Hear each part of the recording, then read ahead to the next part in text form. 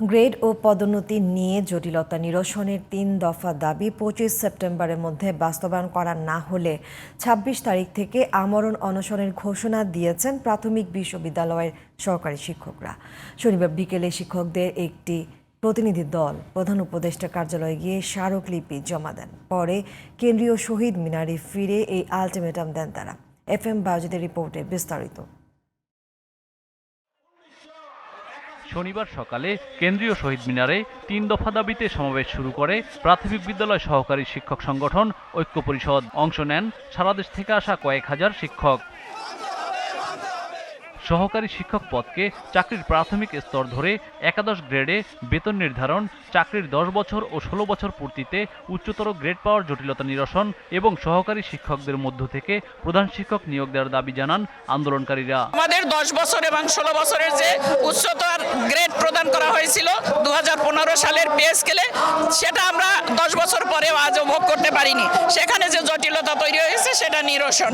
আমরা শিক্ষক, আমরা মানুষ গড়ার কারিগর, তাহলে আমরা কেন একটা অষ্টম শ্রেণীর একটা ড্রাইভারের সমান বেতন পাবো?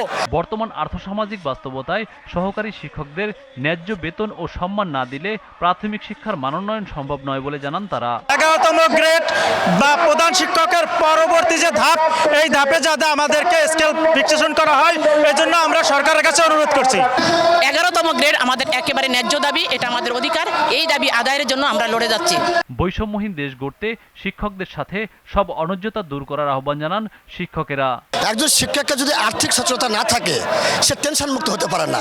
সে শ্রেণীকক্ষে গিয়ে তার সন্তানের অভাবের কথা ভাববে, তার বৃদ্ধ বাবা মার চিকিৎসার কথা ভাববে, না শ্রেণী পাঠে সে আন্তরিক থাকবে। একজন তৃতীয় শ্রেণীর কর্মচারীর পক্ষে একজন প্রথম শ্রেণীর কর্মকর্তা নিয়োগ তৈরি করা কোনো পক্ষেই সম্ভব না। সুতরাং যদি তাদের রুটি রুজির ব্যবস্থা করা না হয়, তাদের আত্মসম্মানের ব্যাপার থাকে সেখানে। এদিকে শিক্ষকদের দাবির সাথে সংহতি জানিয়ে দ্রুত কার্যকর ব্যবস্থা নিতে সরকারের প্রতি আহ্বান জানান গণসংহতি আন্দোলনের প্রধান সমন্বয়কারী জুনায়েদ সাকি। শিক্ষা যদি আমাদের দেশের সত্যিকার অর্থে এই ব্যবস্থাকে আমরা বদলাতে চাই, তাহলে প্রথম গুরুত্ব দিতে হবে শিক্ষকদের মর্যাদা এবং তাদের বেতন এবং তাদের সুবিধা দিতে।